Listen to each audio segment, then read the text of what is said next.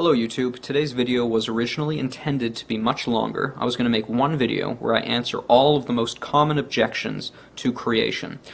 When I started to make that video, it ended up being much longer than this video was going to turn out to be. I mean, 4 or 5 hours long. So I realized, you know what, it's probably better to split this up into topics. So rather than dealing with every possible objection that I can think of, I'm going to deal with a single topic at a time and turn this into a series. So today's video is only going to deal with ages and dates. What I'm going to do in this video is show you that a creationist, which I happen to be, has the ability to refute any claims that the anti-creationists make regarding ages and dates. So when an anti-creationist says that they don't believe creation is true because they know for a fact that the Earth is billions and billions of years old, and so too the universe, this video will show you how to go about refuting their claims and show you that they don't have a foundation on which to stand. And again, I remind you, this video is only dealing with ages and dates, and there's going to be other topics that come up, but we're going to try and keep this as focused and as quick as possible. So let's get right into this. So let's try a little thought experiment. You're waiting at the shopping mall for your friend. You spot him, and he's walking at about 5 miles an hour, and you know for a fact that he lives on the other side of town. And based on the speed that he's presently observed to be walking, it must have taken him at least 12.5 hours to go from his home to the shopping mall at his current speed of walking. And so you go up to him and you say, "Man, you must be exhausted. You've been walking for such a long time." And your friend looks at you funny and says, "No, I've only been walking for about 30 seconds. And you're confused. "What do you mean? You live on the other side of town."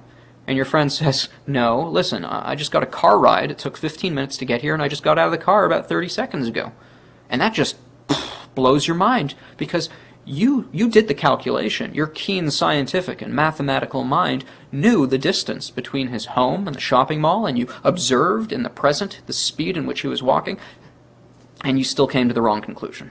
You still came to the wrong conclusion. So what does that have to do with creation?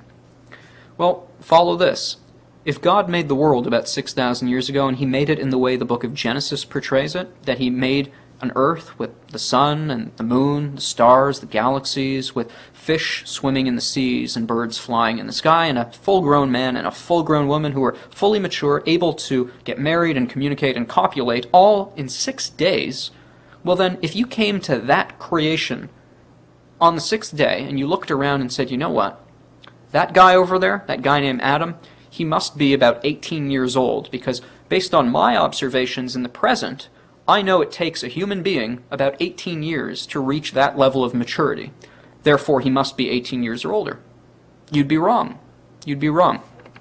And so, too, every argument that the anti-creationists use is using the same kind of argumentation. They're using present-day observations and extrapolating that back into an indefinite past with no reverence or respect for any X factors or other possibilities, and then based on those assumptions that they're making, based on those calculations, they say they know for a fact that the Earth is billions of years old and therefore creation's not true. But they're assuming, of course, that creation is not true before they do any calculations. And if you make an assumption before you do your calculations, then that assumption is going to bleed its way into your conclusion.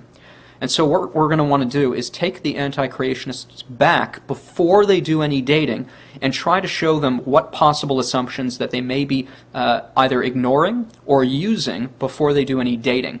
And when you do that, you'll realize that they have no foundation to stand on. Now, I can already hear the anti-creationists saying they don't assume that creation is true prior to their investigation to the date and ages of things because they have no reason to make that assumption. Okay? Well, then you shouldn't assume that it's false. You know, if you're going to come to any kind of conclusion, like in my shopping mall example, what you need to make sure is that you're factoring in all possible X factors. And we can't always do that, can we? Because what if there's an unknown X factor? So if you want to say you know something for a fact, what you first need to do is rule out every other possible X factor that may alter your conclusion. Because if you're making assumptions prior to your conclusion, what's going to happen is that assumption is going to bleed its way into your conclusion. If you assume creation is false prior to your dating methods, then why are you surprised when your conclusions end up being anti-creationist conclusions? You've assumed on the outset and thus your assumption has made its way into the conclusion. If you don't make that assumption on the outset, well, then what you need to do is this. Let's take distant starlight. This one comes up a lot. So if I don't assume that creation is false prior to me looking at distant starlight, then what I'm going to try and do is explain distant starlight from a creation model as a possibility. And I can think of lots of ways. Maybe God sped up the speed of light. Maybe he made the light already in transit. Or maybe, there's other possibilities. And even if I can't think of another possibility, doesn't mean I've exhausted all options. Because, let's face it, I'm not all-knowing, so there is maybe a possibility that there is an alternate explanation than what I'm giving. And as long as I'm open to that, I can't emphatically say with certainty that I know for a fact that starlight is the result of millions and billions of years based on my calculations of the speed of light in the present. I can't know that for a fact because I haven't factored in all the possible X factors. There might be unknowns that I don't know because I'm not all-knowing. And so long as that's a possibility, we have a shopping mall situation. We have the anti-creationists making assumptions, and most of them aren't aware that they're doing this. And that's why the academic world, the scientific world, is so fraught with people who are anti-creationists. And so often anti-creationists make appeals to popularity. It's a fallacy in logic, and they do it all the time. They say, well, the whole academic field unanimously agrees that starlight, for example, is the result of millions and billions of years of starlight traveling at the speed of light that we presently observe. And therefore it must be true, because how can this many people be wrong?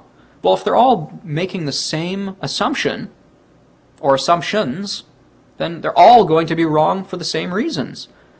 And that assumption, the assumption that creation is not true, without making any appeal to even the possibility of God, in the academic world, it begins in high school.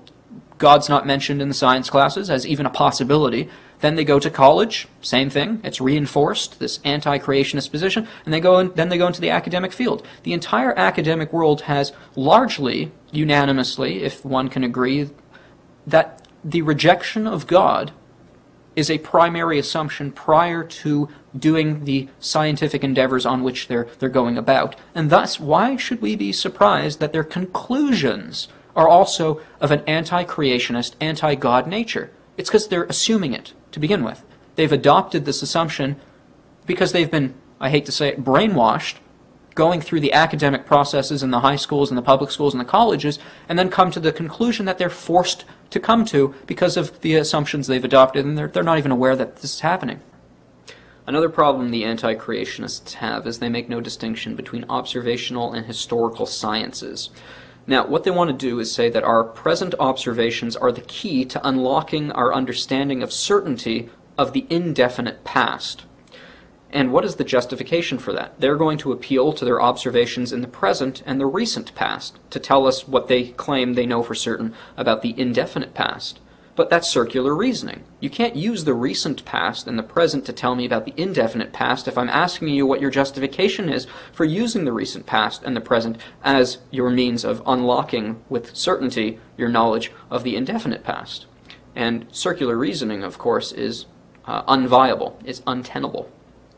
Another major problem is, as I was talking about, the assumptions that they make to the affirmative or the denial of creation are a major problem because in the book of Romans it says that the creation is in bondage to decay, and much of the dating methods employed by the anti-creationists rely on decay methods, like radioisotope decay, as an element decays into its daughter element.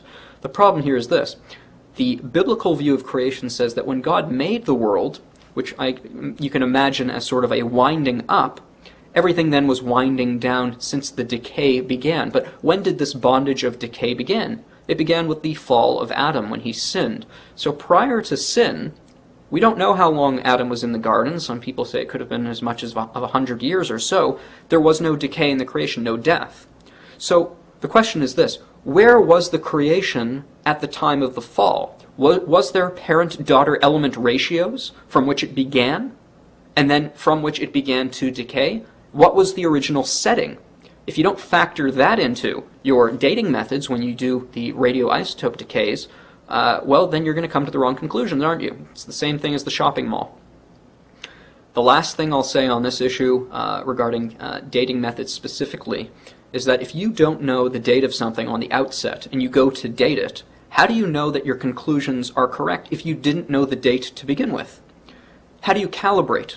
They would say, well, we use it on things of known age. So if something is known to be about 4,000 years old, we use a dating method on it and it yields 4,000 years. Therefore, it is reliable when we test it on things that are billions and billions of years old. Well, in theory, but how do you know?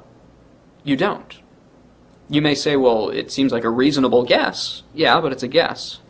How do you know? And again, if you put an act of creation in the distant but recent past, about 6,000 years, that's going to throw off all your dating methods. Again, it's all about, do you assume creation is false before you go to date something? And unfortunately, they do. So, if the anti-creationist has made it this far in the video or the argument, their immediate reflex is going to be to return to the evidence. They're going to say they have mountains and mountains of evidence supporting their position that the Earth and the universe are billions and billions of years old. The thing to point out at this point is that you should not necessarily, you can if you want, you shouldn't necessarily engage with the particular dating methods and evidences that they wish to use. So if they want to start arguing radioisotope decay, you can go toe-to-toe with them if you want. You can say, hey, look, maybe some parent or daughter elements were added to the sample or taken away. Maybe hydrothermal waters have changed the decay rates. Maybe the decay rates haven't always been constant. On and on it goes. But there's no point in doing that if you recognize that they're already, before they start dating, they're already presupposing and assuming certain things on which they base their dating methods. If you assume creation is true prior to doing these dating methods, or if you assume it's not true, both are going to yield different conclusions and have different explanations.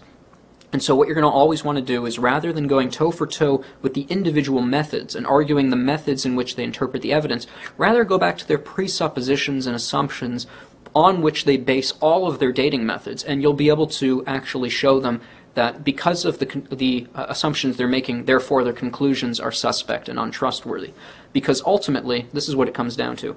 The anti-creationist, because they don't appeal to a higher authority than human autonomy, because they base their entire worldview on man's ability to understand and ascertain a coherent worldview, they have no higher authority than themselves. And so because of all those unknown X factors, because there is always the possibility that they can be wrong, the anti-creationist has no basis for saying that they have access to ultimate reality and ultimate truth.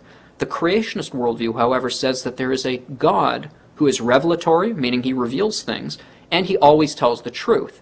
So if that's true, and it is, then God has the ability to reveal ultimate reality to us and ultimate truth. If God says he made the world in 6 days, then he made the world in 6 days. That's the truth. And the only thing that separates me from the truth is whether or not I believe it or not.